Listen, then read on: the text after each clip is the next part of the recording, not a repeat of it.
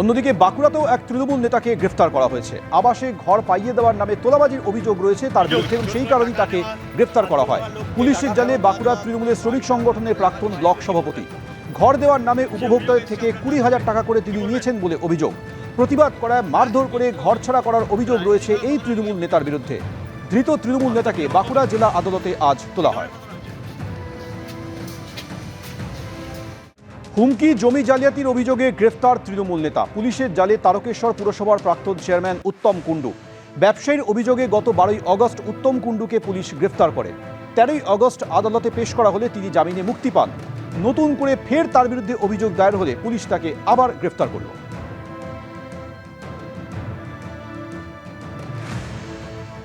সাইগাল হোসেনের ডোমকলের বাড়িতে বীরভূম পুলিশ। অনুব্রত মণ্ডলের প্রাক্তন দেহরক্ষীর ডোমকলের বাড়িতে গেল বীরভূম পুলিশের টিম। গতকাল প্রায় 5 ঘন্টা তল্লাশি চালানোর পর রাত 12টা নাগাদ পুলিশ বেরিয়ে যায়। সাইগালের ডোমকলের বাড়ি থেকে উদ্ধার হয়েছে বেশ কিছু নথি। টুলু মণ্ডলের ডিসিআর জালিয়াতি কাণ্ডে কিছুদিন আগে গ্রেফতার করা হয় সাইগালকে। এর আগে সাইগালের বোলপুরের ফ্ল্যাট থেকে উদ্ধার হয় 12,84,000 টাকা। সেই সঙ্গে পাওয়া যায় সৌদি আরব, পাকিস্তানের মুদ্রা। মিলে ছিল 150-র বেশি জমির দলিল।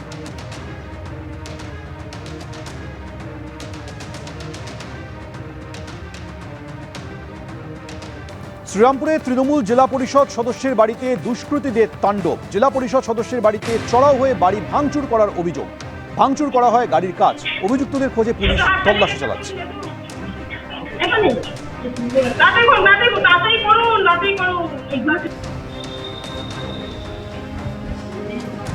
শ্রীরামপুরে তৃণমূল জেলা পরিষদ সদস্যের বাড়িতে দুষ্কৃতীরা তাণ্ডব চালায় বলে অভিযোগ। জেলা পরিষদ সদস্যের বাড়িতে চড়াও হয়ে বাড়ি ভাঙচুর করা হয়েছে বলে অভিযোগ। এমনকি গাড়িতেও হামলা চালানো হয় বলে অভিযোগ।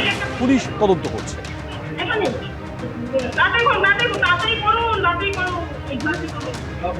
ওড়িশা উপকূলের কাছে ডুবল পানামার পণ্যবাহী জাহাজ। পণ্যবাহী জাহাজ থেকে 2 জনকে উদ্ধার করা গিয়েছে, কিন্তু এখনো 22 জনের কোনো খোঁজ নেই।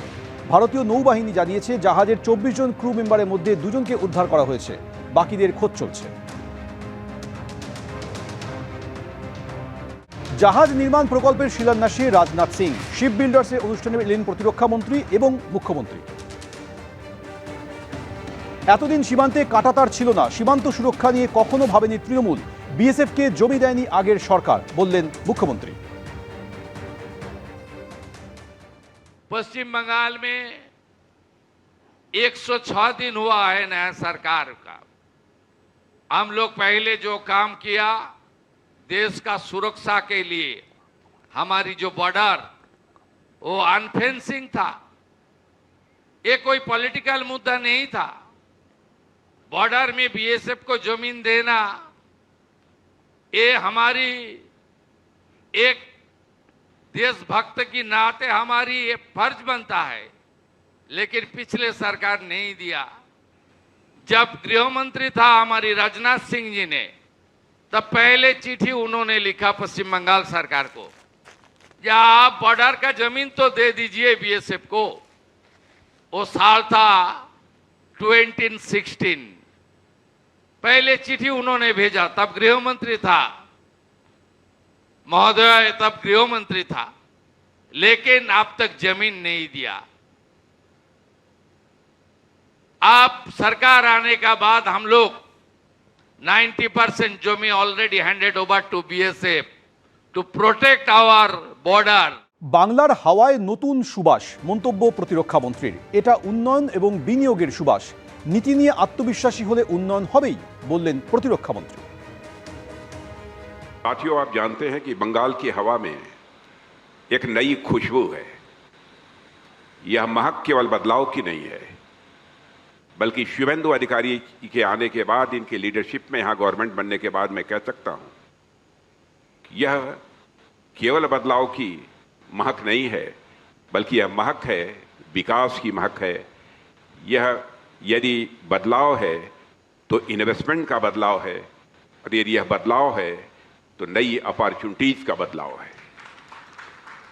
ये सारे प्रोजेक्ट्स, जिन 5 प्रोजेक्ट्स का हम लोगों ने आज शिलान्यास किया है, ये इस बात के प्रमाण है कि जब इंटेंशन क्लियर हो, नीयत साफ हो, नीति सही हो और इन्वेस्टमेंट के प्रति कॉन्फिडेंस हो, भरोसा हो, तो विकास की गति को दुनिया की कोई ताकत रोक नहीं सकती है। और साथियों, आज का दिन इसलिए भी यह विशेष है क्योंकि जहां कभी उद्योगों के लगातार वेस्ट बंगाल में बंद होने की खबरें आती थी, वहां आज नए उद्योगों के विस्तार की खबरें बराबर आ रही हैं। यही बदलाव बंगाल और बदलते हुए भारत की तस्वीर है। এবিপি আনন্দ এগিয়ে থাকে এগিয়ে রাখে।